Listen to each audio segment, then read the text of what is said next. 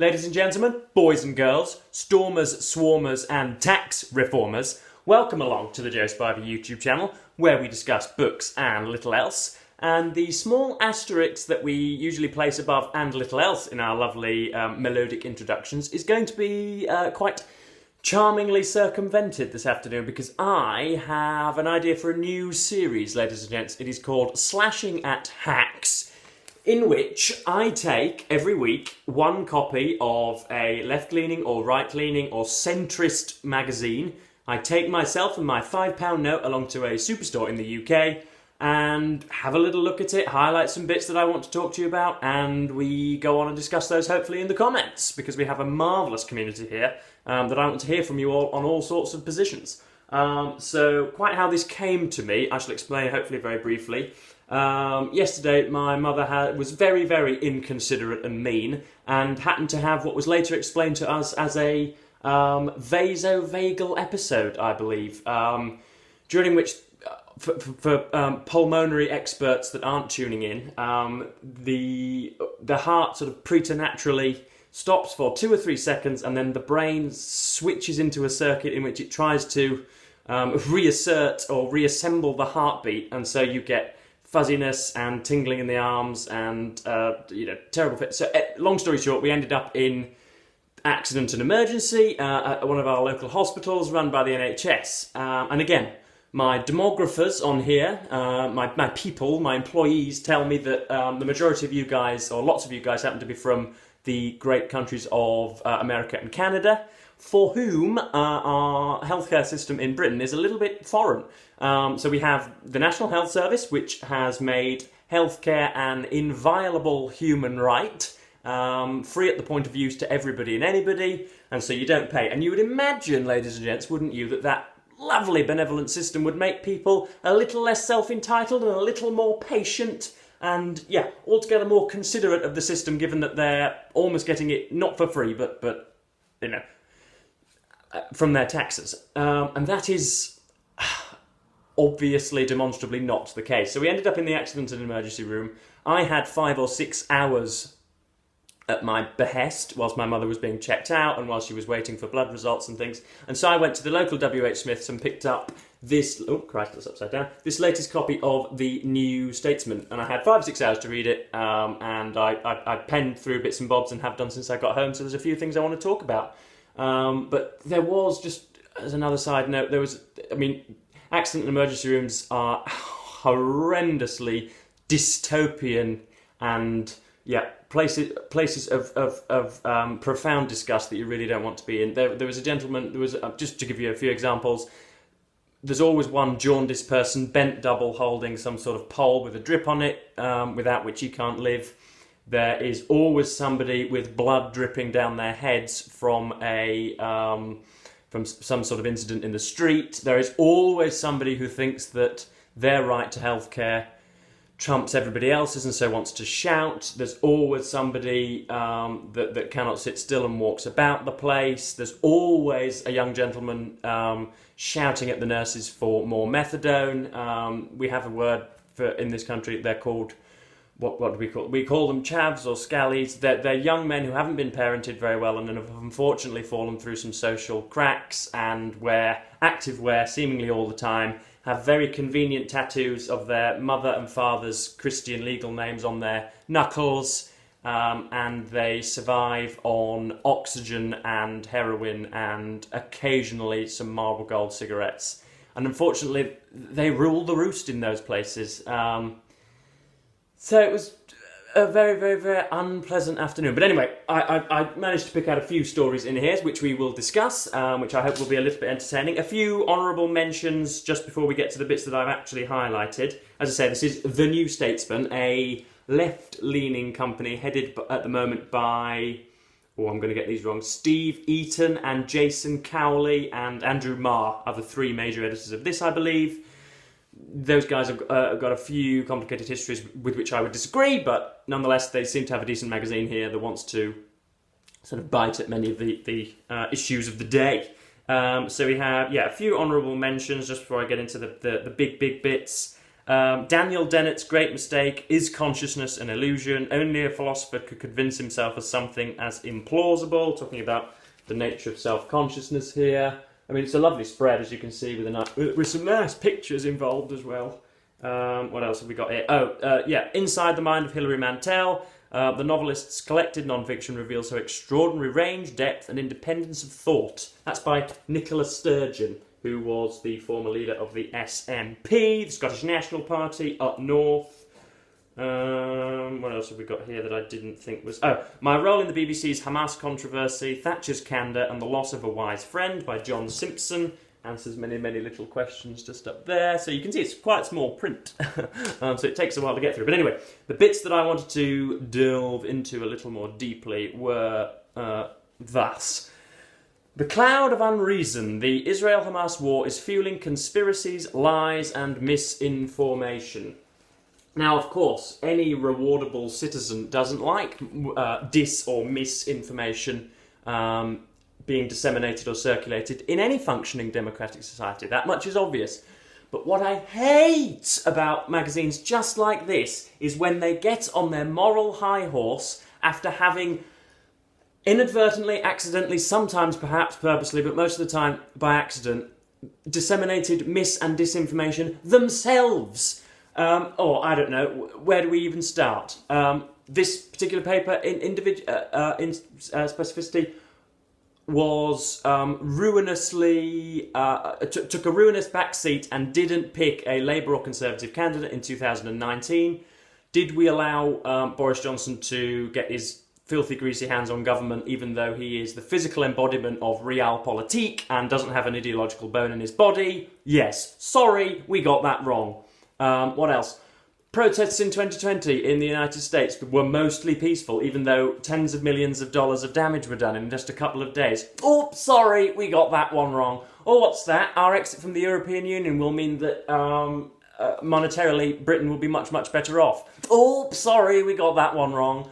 Oh, what's that? The Hunter Biden laptop story. Hunter Biden's laptop discovery in Delaware, regardless of what nefarious stuff or non-nefarious stuff might have been in there, we think it was a story that might have been of public interest and worth, but we didn't publish it anyway. Oh, sorry, we got that one wrong. What's that? There has never been a psychological study conducted on the efficacy of SSRIs or ADHD medication that wasn't itself funded by the companies that will sell those medications or run by someone in their employ. Oh, sorry, we got that one wrong. The lack of contrition and the moral high ground that these guys assume whenever they talk about mis- and disinformation is horrid. They cannot countenance for 1 second the fact that maybe maybe one of the contributors as to why there is so much dis- and misinformation abroad these days is because these guys have continually failed to act within the proper bounds of honest circulating journalism. Let me just go into the article with a little more sort of control, shall we say. Where the hell has it gone? It's just the little section here. Bear with me, gentlemen and ladies. Yeah, so one of the sections that I've highlighted goes thusly. The compaction of grandly conspiratorial thinking and unreliable reporting did not start with recent events in Israel, of course. There is a bigger story here about big tech, capital B, capital T, AI, social media, increasing skepticism of all our public institutions and how our politics is being radically transformed so that it might very soon become unrecognisable. Again, I'm not saying Elon Musk and X and Twitter and big tech, horrid, terrible companies that are very, very much acting on the interests of their funders. They are not interested with the hate speech legislation that's come into the legislature in this country. Big tech social media companies are clearly idiots and clearly have, as you say, nefarious conflicts of interest. That's fine. But they never once apologise. Oh, here are 4 or 5 things that we pretty much got wrong. And in retrospect, the COVID lab leaks. Anybody that says that perhaps SARS-CoV-2, coronavirus, could have come from a Wuhan lab is a complete ethno-nationalist and racist. Oh, sorry, we got that one wrong. They've never detailed just what they have got wrong. And the moral high ground, as I say, that they take whenever they do start talking about it in these papers is sickening. But that's that. The next bit that I wanted to highlight was a little bit more positive, thank the Lord. It was... God, for goodness gracious, I'm losing track. It was... Turns out when you actually turn the pages in these magazines, it doesn't really lend it to picking it out. But anyway, the centre could not hold. Shattered by Brexit, the Tory party has been captured by populist disruptors. Can true Conservatives win it back? It's a nice spread there. We've got the completely pompous fool Boris Johnson here, and then obviously a load of words to read. First off, it starts again talking about anti-totalitarian books. This article posits that, as I have already on this channel, after having only been on the internet a month, that it is now high time for articulate, eloquent, and well-meaning right-wing conservatives to take the high ground, rather than just giving up our political cause to Donald Trump and to Boris Johnson and to all those bloviates and idiots that want nothing but the seizure of power. And so, yeah, this article's a lot better. It focuses on a book called The Case for the Centre-Right, edited by David Gork, not sure, which is a collection of essays, essentially stating what I've just stated. And there's one particular paragraph which was so damn right, on the new problems that face us of climate, of machine intelligence combined with quantum and biological computing, of demography, of a new Cold War. Plenty of good policy will be needed. Policy for which nostalgia will be a mostly useless guide to action. But we are not yet at the stage where lists of policy proposals are the paramount need. What comes first is the re-establishment of the power and the confidence of those with a temperate and civil habit of mind on the right, from which good policy will flow. It's damn good. It's excellent. I should probably seek out that book. But yeah, it's a really well-written piece. It talks about bits from Rory Stewart, Dominic Grieve, bits of Douglas Murray in there, whose record I find ambiguous, but mostly I enjoy. So yeah, that was a damn good piece. And then we have the final section, which is the New Statesman, thankfully, do a section called The Best of the Academic Press, the New Statesman's Highlights from the Universities in 2023. So we've got a few books here that are discussed. We've got Free Agents by Kevin J. Mitchell, How Evolution Gave Us Free Will. Humans are not, says Kevin Mitchell, the playthings of predestination. It's a common sort of contagion online now that we don't have free will and that everything about us is predictable, and the path of a human being's life is essentially just prophecy, which is nonsense. But that's a contagion that's going around the internet. This book seeks to refute it. Millennia of evolution means that our nervous system has given us the wherewithal to imagine and to predict. Mitchell explains how this power came about and why it matters. So that's just a little picture of the book there. Looks very interesting.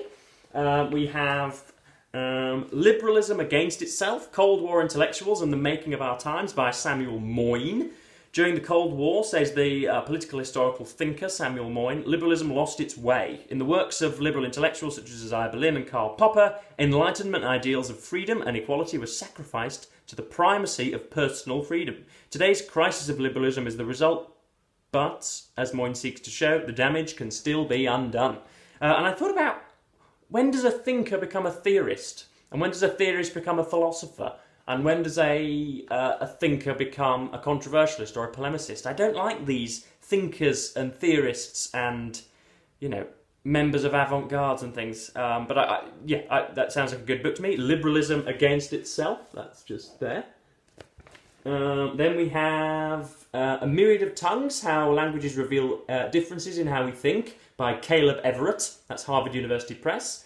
Different languages, according to the anthropologist Caleb Everett, represent more than alternative ways of saying the same thing. Languages embody different concepts too, and their vocabularies can contain ideas that are alien to those without the linguistic key. Words for such things as colours and smells carry extra meanings and nuances. That's A Myriad of Tongues. Just there, as you can see. We have at the bottom The Joy of Consent, A Philosophy of Good Sex by Manon Garcia, almost certainly Spanish. The French philosopher Manon Garcia suggests that, far from extinguishing a flaring erotic charge, consent adds to the pleasure of sex. She argues it is not a legal nicety that leads to ethical sex, but rather to better sex, because it does away with unwanted male domination and grants both parties autonomy and dignity. Now, any of you that have ever spoken to a female over the age of 18 realise probably that unwanted male domination is, in and of itself, oxymoronic And most times when doors are closed, male domination is a very much sought after concept, shall we say. So I'm not sure I'll be hunting that book, but there we are. Just a few more books to hopefully sort of stimulate you all. I've got Psychonauts, Drugs and the Making of the Modern Mind. The best way for pre-20th century scientists, writers and analysts to understand the effects of mind-altering drugs was to self-experiment, as Sigmund Freud did with cocaine and William James with nitrous oxide, both of whom wrote immensely readable and understandable and comprehensible and really useful texts, I'm sure you'll agree. Mike Jay's wide-ranging study looks at what was found from psychology to modernism once the doors of perception had been opened. Obviously, everybody just uses the Huxleyan trope of doors of perception. When he started to experiment, drugs are never experimented with, ladies and gentlemen. You couldn't find a bigger misnomer. Aldous Huxley started experimenting with bits of, I think it was MDMA and ecstasy, but they were hugely smaller quantities and concentrations than idiots at festivals take nowadays. So, again, stuff that isn't really applicable. That's the book there. Psychonauts. I think that looks like a picture of James Joyce on the front, but anyway, I don't think it is. So yes, that concludes our first episode of this series, Slashing at Hacks. The reason I do it is because a lot of you guys seem to like my rants, which were usually confined to my wealthy heiress over here, or some of my landing space, or my my pet tarantulas and toads. For some reason, you guys seem to like my political tirades, so I thought I'd serve you up what you want, because I am a good content producer, and I want engagement and subscribers and likes. No, but yeah, that was a very, very fun thing. Obviously, slightly left-leaning. I will hopefully get something maybe slightly right-leaning and alternate weeks and weeks. Let me know if you enjoy this, or if it's something that you found repulsive, then do let me know as well. All feedback is good feedback for me. So I'll probably get The Spectator next week. But yes, thank you ever so much for watching BookTube, and that pretty much is me for today.